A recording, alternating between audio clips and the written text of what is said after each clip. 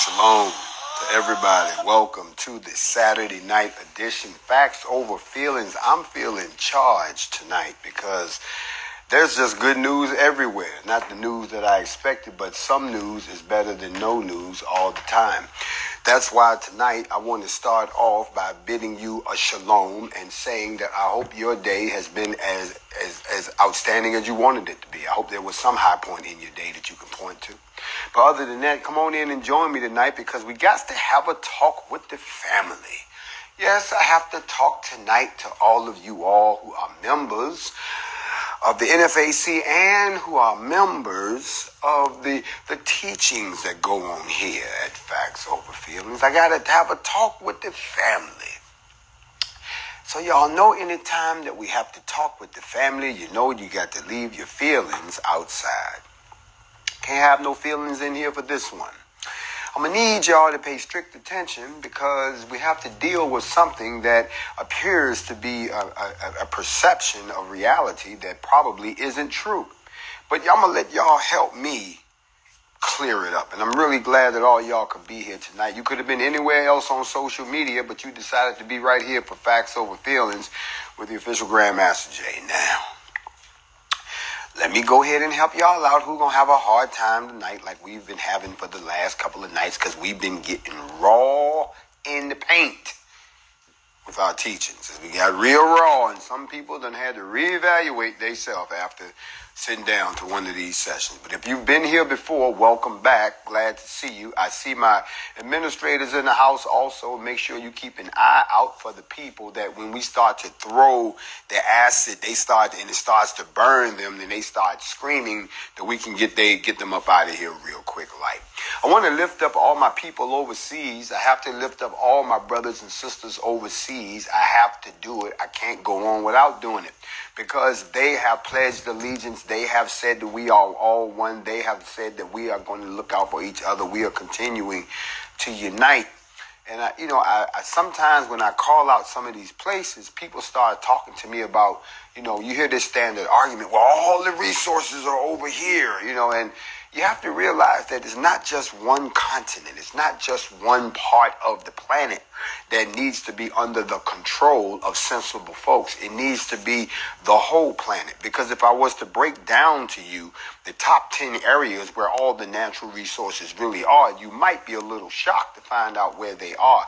If I was to start with the number 10 and then count my way down to number 1, in at number 10 would be Australia. Now, Australia earns about 19.9 trillion US dollars from mining, and it's number 10 on the list. That's why they got only about 80% the size of the United States, but they known for these large reserves. They got coal, they got timber, they got copper, they got iron ore, they got nickel, they got oil shale, they got rare earth metals. Matter of fact, mining is the primary business down there. Australia is one of the leaders in uranium and gold mining. That country has the largest gold reserves in the world. They supply over 14% of all of the gold and 46% of the world's uranium.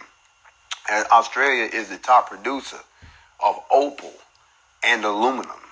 See, y'all didn't think that's what was happening down there. Y'all wondering why they're down there putting up with all that heat, keeping the indigenous people out of the mix.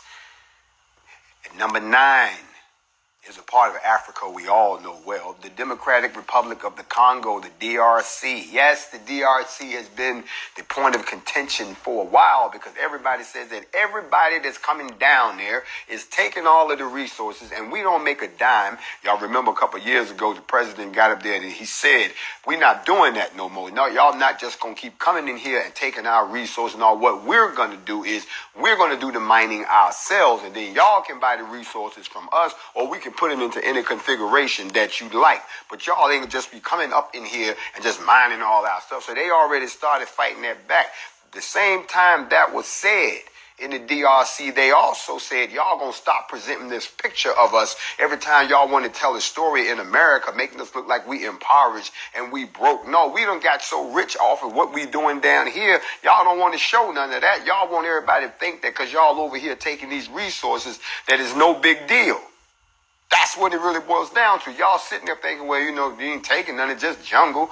Wrong. 55 countries. Some of those have 40 kingdoms. Each kingdom has its own culture. You're talking about diversity on top of diversity on top of diversity of our people. Mining is the primary industry of the Democratic Republic of the Congo. The DRC has over $24 million in mineral deposits, including the largest coltan reserve and huge amounts of cobalt. The DRC has large copper, diamond, gold, titanium, tin reserves. They got over 1 million tons of lithium. According to the latest data, there was over 25 international mining firms in the DRC. 25 different companies from out of the country are inside the DRC taking out there what they got. Now, coming in behind them is Venezuela. That's right, my people's down in South America. That's right, Venezuela. The South American country has an estimated $14.3 trillion worth of natural resources. It's the leading exporter of bauxite, coal, gold, iron ore, and oil. This country's oil reserves are greater than those of the United States, Canada, and Mexico put together. Venezuela is the third largest producer of coal after Brazil and Colombia. It also has the 8th largest reserves of natural gas, accounting for 2.7% of the global supply. Venezuela also has the second, listen to this, the second largest reserves of gold deposits. Venezuela. Now you wonder, well, I thought we was number one. No, the United States ranks in somewhere number 7. Yes, right. And believe it or not, mining, that's right, mining is the one primary industry in the United States.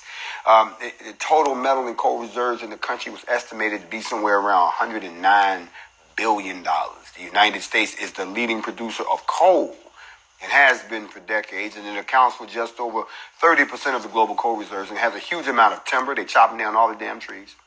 Total natural resources for the United States are approximately $45 trillion, almost 90% of which is timber and coal. Other resources include substantial copper, gold, oil, and natural gas deposits. So the United States is in the wood and it's in the rock. Okay, but then next after that is Brazil. Brazil has about $21.8 trillion, including gold. Russia says they got about $75 trillion worth of natural resources. They have the biggest mining industry in the world. Everything, just be blowing up stuff. Then you got India, followed by Canada, Saudi Arabia. But guess who's number one? China. Think about it. China is in everybody else's backyard right now. But according to the statistics, China tops the list for having the most natural gas resources, estimated to be worth $23 trillion. 90% of China's resources are coal and rare earth metals. However, the timber is another major natural resource found in China. There are other resources that they got. They got coal, they got gold, they got graphite, they got lead, phosphates, tungsten. They got the largest chromium and gem diamond mines in the world. But they're trying to take over everybody else's stuff. Now, don't get me wrong. I know a lot of y'all probably don't understand what that means. Let me tell you what that means. You see, every year they come out with what's called a wealth map, where they can show you, based on a country, how much the people are worth in a certain area. It's very sad to say, if you look at the statistics and you see what the average wealth of white folks and black folks in the United States, and then you see how much everyone else is making, you would be surprised to find out who's making more money than who. Let me break it down for you. I got to start at the top and work my way down, but these numbers are going to blow your mind. White folks, the median household income is $65,777. Okay, got me?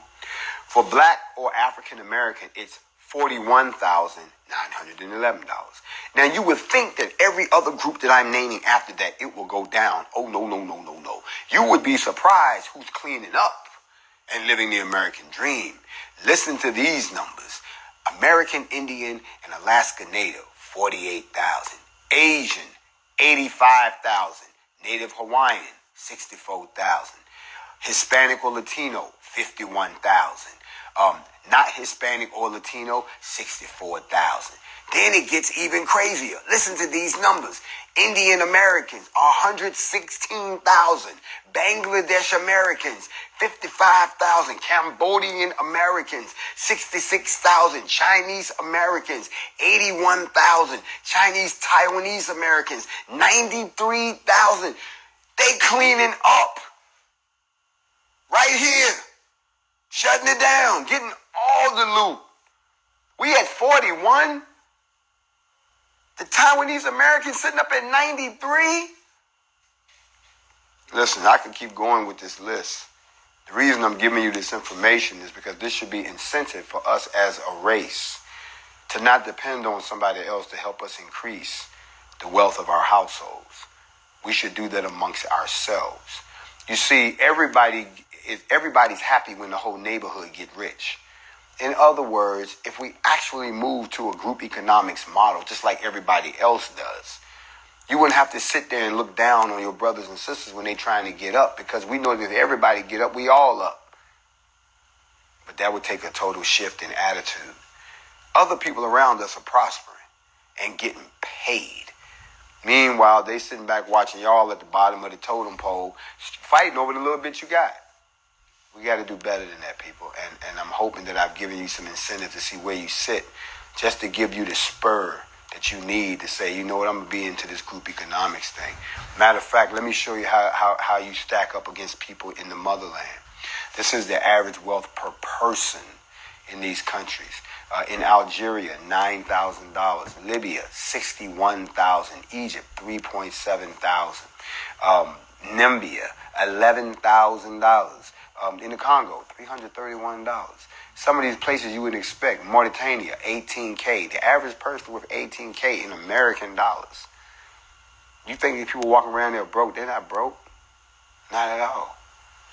The point I'm making is that if we all pull together, we can go back to Africa in this golden age of empires. Y'all remember the golden empires, the Bantu, the Christian kingdom, the Nubia, the Ethiopia, the golden age empires of Ghana, Mali, and Songhai. Y'all remember that? Go and do your history. That was when we had everything going for us. That was the time of Mansa Musa and this, that, and the third. Speaking of fathers and so forth, let me give y'all an update real quick. I got some updated information for y'all concerning the Ahmaud Arbery case. Y'all remember Ahmaud Arbery, a young man hunted down by 3 white men down in Brunswick, Georgia, and they shot him down in the street, and then one of them let the video get out, and then all hell broke loose. And that was the first time that the NFAC had to roll up to keep things moving. Well, believe it or not, in court today, believe it, the nerve of some people. You know, some people ain't got no conscience.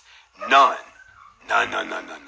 The father and the son, in that case, they want a bond set, and then they want 2 charges dropped. Think about it. They said that the white father and the son that's accused of killing Ahmaud Arbery, who was black, was jogging down a Georgia street, was looking to have the bond set and 2 charges dropped, according to these new court documents. So attorneys for their son Travis Michael, 34, and listen to this, called him an excellent candidate for low bond.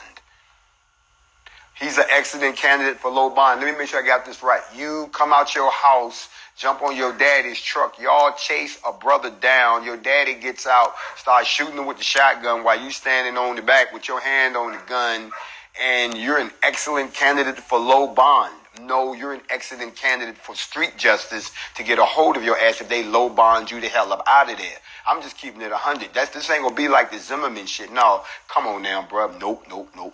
It's too much swamp around there for you to accidentally slip and fall your ass in there and the alligator get a hold of you. Okay, well, y'all saying we throwing ropes over trees and we lynching ourselves, which is totally not in our character. So it wouldn't be too far-fetched for somebody to think that you jumped your ass in the goddamn Everglades and one of them damn alligators got a hold of you. What do you mean his hands was bound when they threw him in? I don't know nothing about that. I just know that your ass ended up in there with the alligators, and that will be the end of that. So if you decide to give him a low bond because you don't think that somebody that did something that heinous is, if you think that's like, I'd like to know what the hell you think a candidate is for high bond. Then damn, what do you have to do to get a high bond? Oh, I know. You got to be a black person and kill a white person. You'll get $1 million bond, no question. My bad. I'm sorry, I was out of place. Anyway, listen to the defense. I'm sorry, I got to give y'all the other piece because this is just ridiculous. His defense was he was never charged with a crime until this case. Bruh, how many more cases like this do you need to have? No, one was quite sufficient. Now, they said also that the reason they need to let him out because he had his 3-year-old son who lived with him every other week. You know, he had custody agreement. And so they said he was an extremely devoted father who dotes on his son. Yeah, and he also follows his daddy to go out in the street and kill black people. A ain't got nothing to do with B. Keep his ass in jail. And charges getting dropped. Now, as far as the charges getting dropped, that's not going to happen in the case. I wanted to bring y'all up to speed on that because a few people did not know that. And now I'm going to shift gears real quick with y'all. Stay with me. I got to address something else. Somebody, see, y'all think, come on, I got my ears open. I heard in one of the publications, they were trying to describe the NFAC. And it was so interesting. This was a journalist. He said that it was a cult. He called it a cult. He said it was that the NFAC looks like some kind of a cult. Okay, so I said, well, what are the signs of a cult? Since you use that terminology about us in your publication, I have the right to ask you, what are the signs of a cult? So if we think we getting into a cult, somebody can call me up and be like, yo, Jay, man, we looking real cultish right about now. So I went and here are the signs of a cult. I'm going to apply these 7 signs of a cult. And y'all tell me, is the NFAC, I'm putting y'all in the jury box right now. Y'all in the jury box. I'm going to state the case. And when I'm done, I would like for you all to vote yes or no. Yes, it's a cult. No, it is not. Are y'all ready? Here we go. All right. So the first piece of evidence that I want to show you when it comes to finding out whether or not something is a cult is that the first sign of a cult is you're in a group that opposes critical thinking. No one can critically think in the cult. That's not allowed. They never tell you to go research nothing. They just say this is the way it is. That's it. That's the first sign of a cult. The second sign of a cult is isolating members and then penalizing them for leaving. So you're trying to leave, huh? Oh, okay. Now we putting dead chickens outside your house and just acting a goddamn fool. No, can't nobody talk to her. Why? No, can't nobody talk to her. That's the second sign. The third sign is emphasizing special doctrines outside of Scripture. They don't say which Scripture, but you emphasize special doctrine. Now, a doctrine and Scripture is 2 different things. Don't make me teach in here. A doctrine is an agreed upon operational standard that all y'all decide to work by. Scripture is the word of the Most High. You can't put them 2 on the same level. So if somebody's emphasizing a special doctrine to you, here at the church of Thursday at 3 o'clock, we don't do nothing till Thursday at 3 o'clock. You got that? Thursday at 3 o'clock. That's all. Say it, Thursday at 3 o'clock. Thursday at 3 o'clock. That's a doctrine. But Scripture is when you are reciting or reading the very words of the Most High. So that's another sign of a cult. They don't never want to touch the Scriptures. They never want to dig into ancient books. They never acknowledge Yahweh. Sign of a cult. Number 4, you're seeking inappropriate loyalty to their leaders. You're seeking inappropriate loyalty. What is inappropriate loyalty? I would think that inappropriate loyalty is not that you come and you get the lesson and you take the notes and you apply them to your own life and they help you become a better person. I would hope that that's what you are doing, that you also become a wellspring of knowledge to all the people around you who don't tune in to Factz Over Feelingz, who don't watch the Morning Mental, that you will be repeating these things to them, trying to plant seeds in their mind and make them curious. And we all each one reach one, teach one. I would hope. See, that's appropriate. Inappropriate is you popping up at where I'm at Popping up, it physically pop up. You know, you got roses. You got took the dinner plate. You know, you roll the L. You just showed up. Why? Because you like the teaching so much. Hold on. We don't do all that. We don't do thong. We don't do that. So that's inappropriate. Or when people will kill you for disrespecting the person that's teaching. Not kill you for what's being taught, but kill you for what the key for the teacher. They're not going to kill you in the name of the Most High. They're going to kill you in the name of Pastor J. No. We don't do that. That's cultish. Here's another element of it might be a cult. If it's 5, dishonoring the family unit. No, you don't need your family. Forget your family. Don't be calling your mama. Don't tell nobody where we at. No, it's just us over here. Close the door. Don't call nobody. You don't need to check in. The last one, or the next to the last one, is crossing biblical boundaries of behavior. That means versus sexual purity and personal ownership. That means that we all communing together. Everybody belong to everybody. Everything belong to everybody. We just one big old group. Everybody just throw your stuff in. We communing. Everybody can have everybody. We just wide open here. Last one. Separation from the church. Now notice when they say church, they don't mean separation from the group that you go see every Sunday to get the slave master's treatment. Separation meaning don't worship I don't want you worshiping the Most High. I don't want you worshiping Jehovah. Don't be over here worshiping Jehovah Jireh. Don't be over here worshiping Jehovah Nissi. I don't want to hear about no Adonai. Don't be worshiping none. All I want you on is Thursday at 3 o'clock. That's what you worship. You worship Thursday say it with me. Thursday at 3 o'clock. Now, those are the signs of a cult. And somebody wrote in a distinguished publication that they felt like we were a cult in the NFAC. So, I'm going to ask the question, and I want y'all to tell me the truth. We're going to go to the jury right now. Is it a cult or is it not? Yes or no? Here come the verdicts right now. I'm going to read them as they come in the jury box. Y'all stand by. Everybody's deliberating. Let's see. One Jangaroo said, no, it's not. Let's see. Pam said no. April Burns Norris said, right, that ain't us. Let's see. I said yes or no. I'm getting everything but that. I'm Too Tough says no. Unstoppable Braids fell out on the floor, kicking and screaming. I got a no. Another no. Joanna Fisher says no. Let's keep going. Somebody says, ain't no damn cult. Okay, I hear you. Somebody said, no way. Let's say, bitch, please.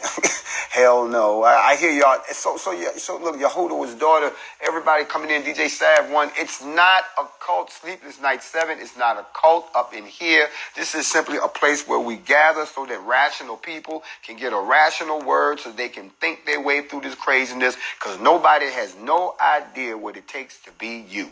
Nobody knows all the hell you done been through to arrive at where you are right now. That's why we can stand around right here on a Saturday night and say to anybody that wrote that article, we are not a cult. Now, we can act cult-ish, but we are not a cult. I'm so glad that all of you all agree with me, because listen, sidebar for you. Let me shift gears. There's so much crazy stuff going on. You know, here's another sign that we in the last days. Just when you thought COVID-19 was on the loose and had the world on shutdown, how many of y'all heard that the plague is back? No. This came out of New Mexico. They got a man. He's the second person. Second person that died from the plague. When I heard this, I said, oh, wait a minute. This sounds like some medieval stuff. I had to go check it out. The man died of septemic. I can't even say it. Septicemic plague. It looks like septemic, but it looks like septicemic plague. The second case this year. When did the plague come back? The plague is back. They say the plague this is in New Mexico. I'm not talking about the country of Mexico. I'm talking about the state of New Mexico in the United States. They said the plague activity in New Mexico is usually as highest during the summer months. I didn't know there was a season for the plague. They saying that it's high, so it is especially important now to take precautions to avoid rodents and their fleas, which can expose you to the plague. That's where I had to go with this. When I read this, I went, wait a minute, the plague? How the hell do you catch the plague? And I read about this plague and found out that you catch it from fleas. I'm like, whoa. And rodents. Okay, so just so I'm tracking, how do they get to you? I'm confused because you have to be with the fleas to get bit by the fleas, or you have to be with the rodents. I'm just trying to figure out how do I not end up in that situation. Because if this is on if it's like, let's say, here come the comedy. Let's say once they get infected, they act a certain way. Normally they wouldn't be knocking on your door talking about open the door so I can give you the plague. But in this particular instance, let's say they get the plague, so now they roaming up and down your street. You should be aware of these type things. Other than that, when I read this story, I went to plague. Well, what in the hell was he doing? Thank you. Thank you. A real MFRD. Was you sleeping with the dog? Or was you wrestling with the rats? What the hell was going on But that's the news. So because of that, now the plague has made the jump back into human beings and is quietly on the loose. You're not going to hear that on the news because they don't want y'all to think that it's maybe coming your way soon. But that's what I wanted to rap to y'all about because, listen, I want to be able to think that everything we're working on right now is not going to go up in flames because something else is coming that they didn't warn us about.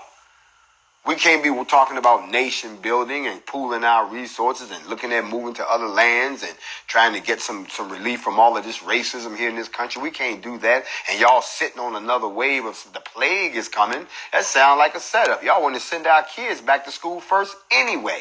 Why? So that they can become the guinea pigs for whatever the hell is lurking out there. I'm going to keep my kids at home. We'll send the black kids in first. Y'all stay home. We're staying home too. Okay?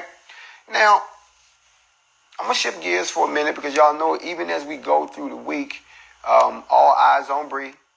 Yeah, all eyes on Bree. Now, we're going to have a semi-painful discussion real quick. And I think it's something that I have been waiting kind of for it to come more into focus, to come on the horizon before I would talk about it because I don't want to talk about it too far ahead of it. I want to talk about it right when it's about to come around so you can go into it with your eyes looking at it a certain way. Can I help you out real quick? Now, a lot of folks, with all of this hubbub that's going on, they want to know why it's not so simple to arrest the cops that shot Breonna Taylor. Why isn't it? I mean, you got to stop and think about it. The entire internet, it seems, is calling for the arrest of these officers who killed Breonna Taylor in her Louisville, Kentucky home. I mean, you got viral memes that go like this. Take any subject and insert a reference to Taylor. For example, on the first day of the delayed baseball season, the Tampa Bay Rays tweeted, "Today is opening day, which means it's a great day to arrest the killers of Breonna Taylor." And on Friday, Oprah magazine they put up something like 26 billboards in Louisville making the same plea for an arrest. So but this is what we need to deal with. And y'all research this yourself, okay? It's not that simple. Partly because of this tangled legal doctrine that applies to Kentucky and 28 other states. There is no specific law in those jurisdictions that addresses police shootings in self-defense, which means officers have the same rights and obligations as any resident. Yet police have the unique power to initiate violence, like knocking down your door of a private home in the middle of the night, that other people don't. Now, the problem with all of this is both Walker, who was the boyfriend that shot back, and the police can both claim self-defense. And the law makes it virtually impossible to define an aggressor in this situation. It's a kind of a self-defense stalemate. It leaves a lot of questions as to what charge a prosecutor could bring in the Taylor case and what could lead to the end of this no-knock raid in American policing. Y'all don't realize that if this goes south and this all goes the way we want it to go, no knocks will be out across the country because of this. You see what I'm saying? This is going to set precedents. It's not just going to be the justice that Breonna deserves. It's going to change the whole policy of policing that we still have to live under. Now, here's the problem. Could they lock somebody up right now? Yeah, they could. But you have to remember, prosecutors got a lot of discretion in their decision who to bring charges and probable cause. That's the legal standard of proof needed for an arrest in an exceedingly low bar. Now, if you have a shooting death, it's normally pretty difficult to argue you can at least charge some type of crime in that case, whether it be endangerment, manslaughter, or murder. But Breonna's case is complicated by what we call the Castle Doctrine. I know some of y'all know what the Castle Doctrine is.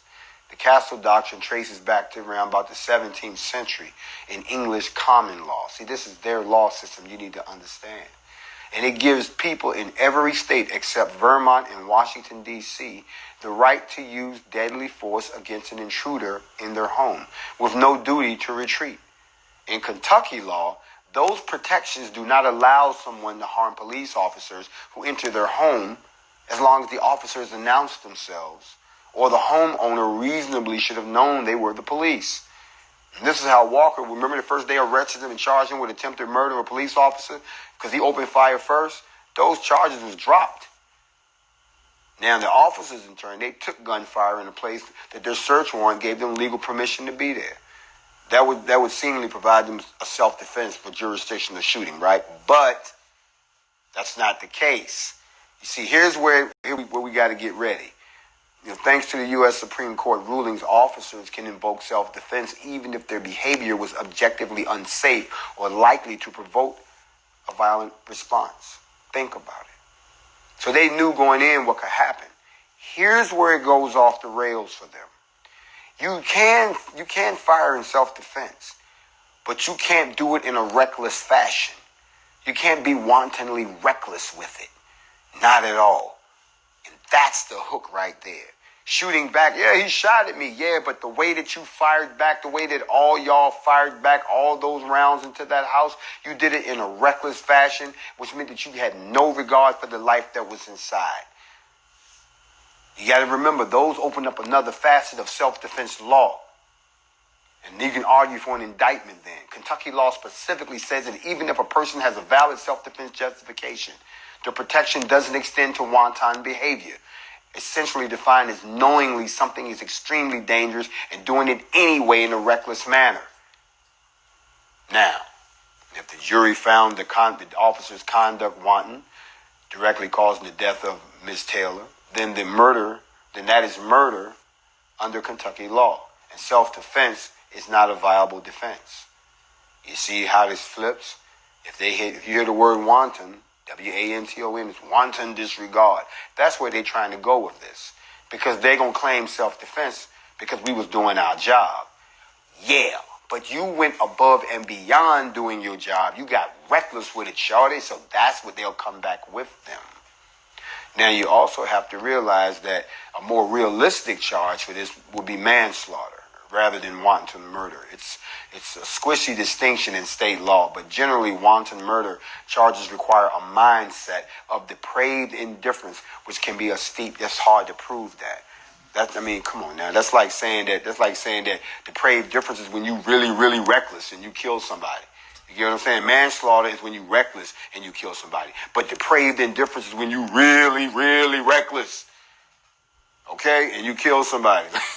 I'm talking like you decide that you just going to smoke cigarettes while you pumping gas in your car and then pull out the pump while it's still on and your cigarette take off the gas. Now everything flaming to the left and you burnt up 3 people. You was really reckless with it, cousin. When my man fired back into the house because he had been shot in the leg, and then everybody opened up fire, 22 shots all through the house. No, y'all was really reckless with it. So I think we need to start looking at, if you take that model of what I just said and try to apply it to the case as you understand it, who really would be the person that would be charged? Well, of course, we know that Mattingly would be charged right off the bat because he's the one that fired off the first series of shots because he was the one that came through the door and got shot.